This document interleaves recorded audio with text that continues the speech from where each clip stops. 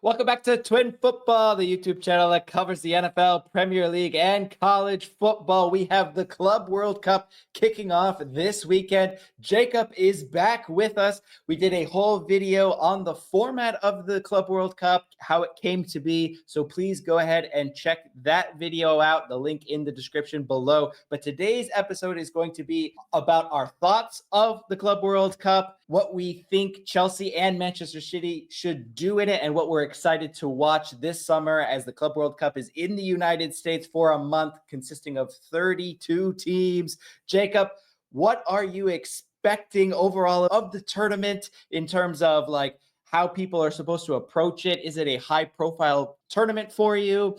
I've heard some Right. people compare it to the Community Shield, FA Cup. Some think that it's just as big as the Champions League. Where does it fall for you on that scale? Right. So within any introduction of a new major tournament or any tournament, really, there's a growing period in the beginning. And fans don't know how to feel about it. Players don't know how to feel about it. I'm sure a lot of the players would rather be on holiday right now than playing in a tournament after a grueling season. However, the more I research the games and look at the team list, it's incredible that there's so many teams from all over the world. It truly is, for the first time in the 21st edition of the tournament, a Club World Cup. It's not just 7 teams like it was traditionally. We've got 32 teams from around the world. Again, it's hard to know exactly how it's going to go. There is always going to be a bias towards the European teams. They have the most money. So group stages aren't as competitive. But before, there was only one European team, and that was the favorite. No one really tuned in because they won it 16 out of 20 times and they were going to win it. Everyone knew they're going to win it. Now there's 12 European teams. So it'll feel a little bit more competitive, especially towards the latter stages. It's hard to put too much emphasis on this tournament with it being so new. Rodri specifically is a player that has called out FIFA and UEFA for having way too many games on the schedule. Out of everyone in the world, he probably has the biggest complaint after winning the Ballon d'Or and tearing his ACL because of too many Well, games. said that, and then 3 weeks later he tears his ACL. Yeah, He foreshadowed his he own cursed injury. himself, right. Yeah. So, like I said, the more I research it and look at different teams, like you have Boca Juniors and River Plate, 2 of the most historic clubs in the world that no one gets to watch when they focus on the UEFA teams like we do, and Premier League and all the other leagues in Europe. But Boca Juniors and River Plate arguably have more history than 90% of the teams in the world. They've got a great rivalry between them. And back in the day, they were competitive with the rest of Europe. Now they tend to sell more players than they keep, Yeah. which is sad, but that's just where the money has gone. It's gone to Europe. But I'm excited, but cautiously excited. I'll say that. Yeah. So are you putting this like above the FA Cup? If you're looking at like the English teams and the way that the English teams should rank these different competitions. Obviously, it's at the end of the Right. season. Some consider it early preseason, some consider it just a regular postseason, but doesn't mean as much. Are you putting this above things like the FA Cup, below the Europa League? In Where terms would you put of this? how I would expect a fan to appreciate winning this trophy, I would put it along the lines of maybe a Carabao Cup. Wow, There's so low. again, it takes some time for tournaments to really mean something. Winning the first year of a tournament, I know it's been around, but this completely different format. It's essentially a new tournament. There's a lot of competitive teams in this, but I will put it similar to a Carabao Cup. I expect teams like Manchester City, who have some new signings to experiment this summer, and it's good timing for them. They are in a rebuilding time, so I think they will experiment with 11. Maybe not towards the final, but that's just like Carabao Cup. That's why I compare it to it. If they make it to the final, I'm sure teams will be like, okay, we got this far. Let's win the damn thing. But in the beginning of the Carabao Cup, you've got managers playing their B team, and I expect a lot of the powerhouse teams to do the same.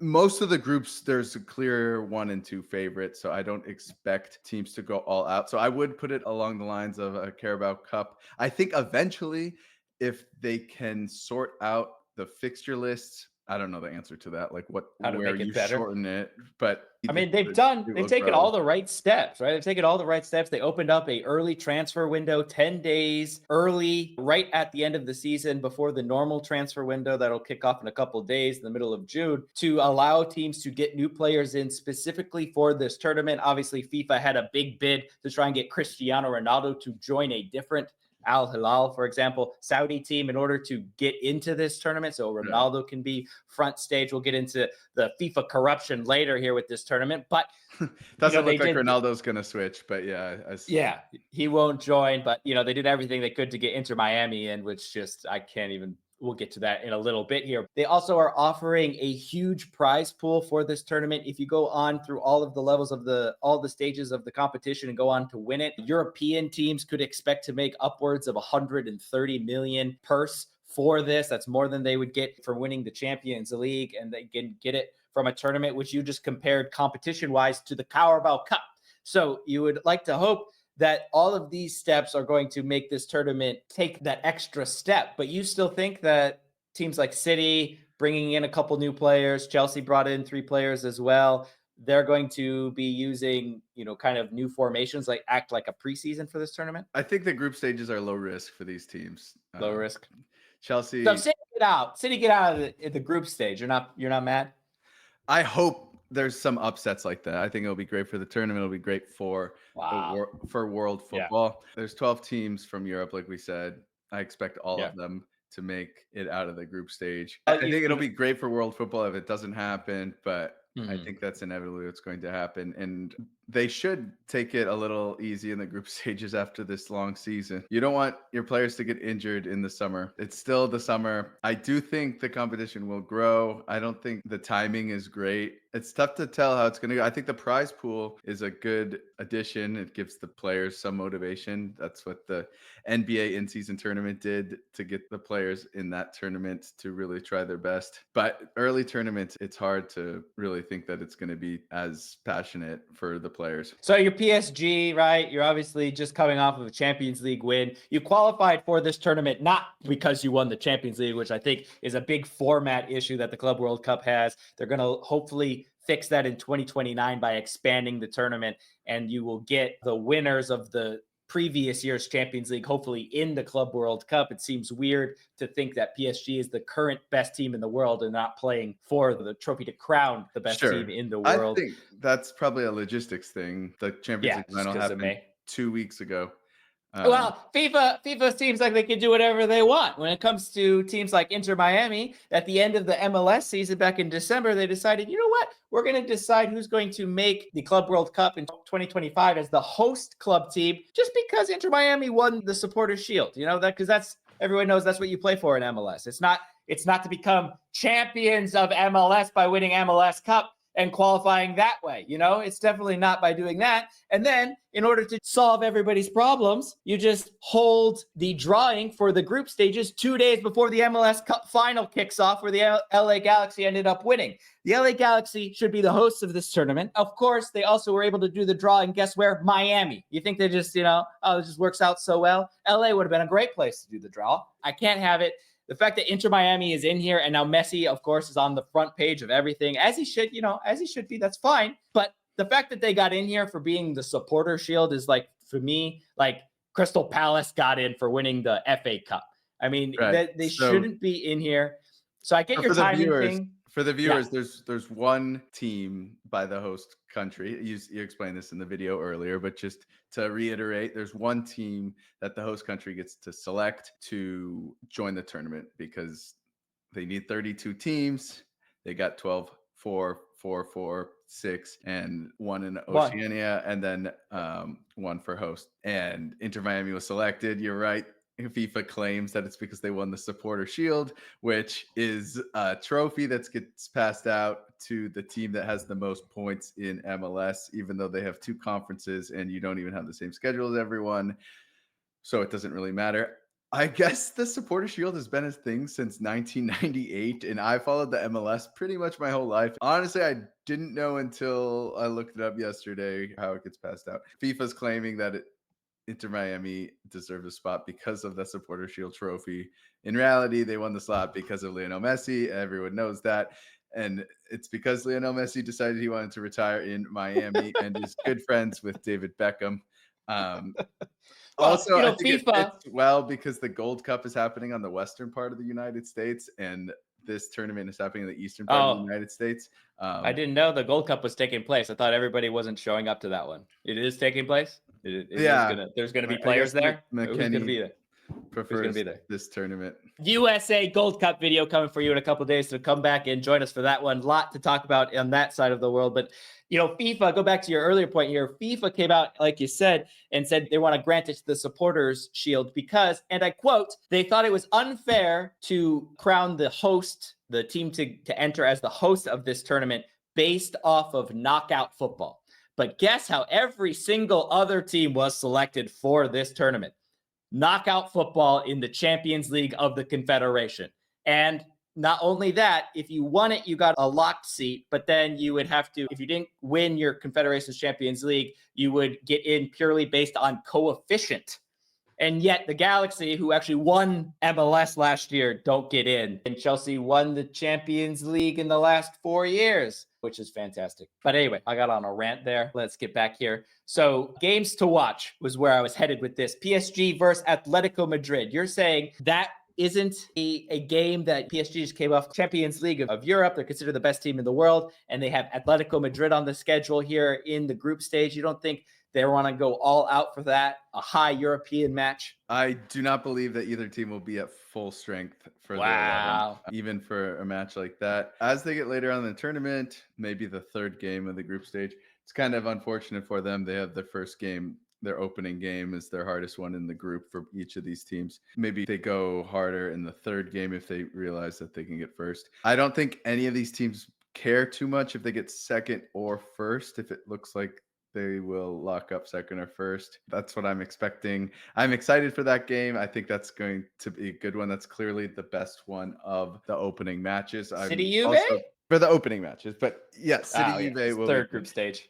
Yeah. I do have my eye on Boca Juniors Benfica. I think that's going to Ooh. be a great game. I'm so excited for people that only focus on European games to get to watch some of these other teams, and Boca Juniors is definitely one of them. Edison Cavani will be in that match. Yes, that's so exciting. Um, That's exactly it. Like you get to watch these great teams across the world, but really with players that you might recognize here or there, like an Edison Cavani playing for Boca or an N'Golo Kante who might sneak in here if he can get a transfer from Al Ittihad for the knockout stages, or these players that were so big in Europe at a time at these other teams to go and play, and especially that game because I think Bayern would be touted to win the group, but then Boca versus Benfica would be a game to see who gets second. yeah, this is the most exciting group in my opinion because second place is so hard to call. Benfica's definitely favored. However, Boca Juniors got some solid players. Some of them are a little bit older. Looking at you, Marcos Rojo, but they still have some talent. They're a historic club.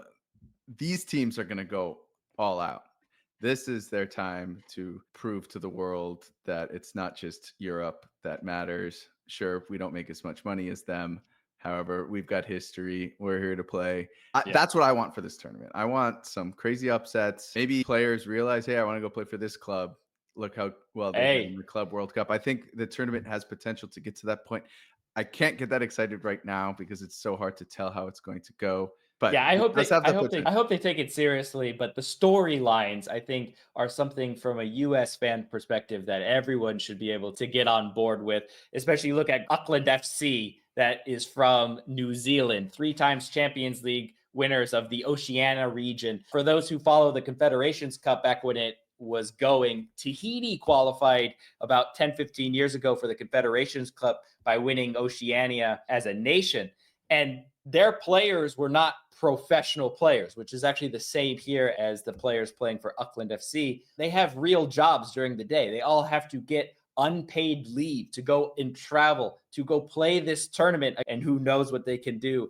I remember Tahiti playing in the Confederations Cup, and they were getting, dog walked every single game, but every supporter was yelling and screaming till the 90th minute on both sets of fans for Tahiti to try and score a goal. And when they did score, I think the game finished 7-1. The entire stadium erupted because those players got a moment that they will never, ever forget. I mean, the Auckland FC is technically an amateur club.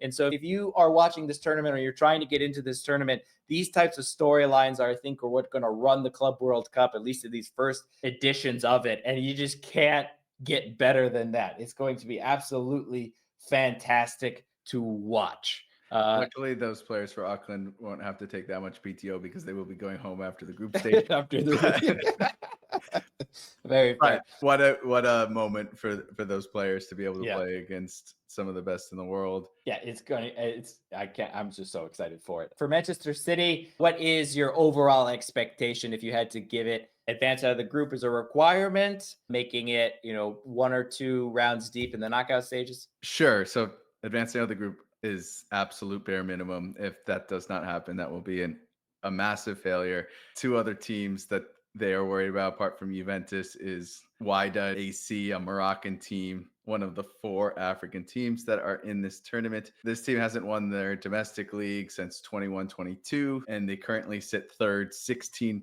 points behind first in the Moroccan league. They've lost a couple players since that 21-22 campaign.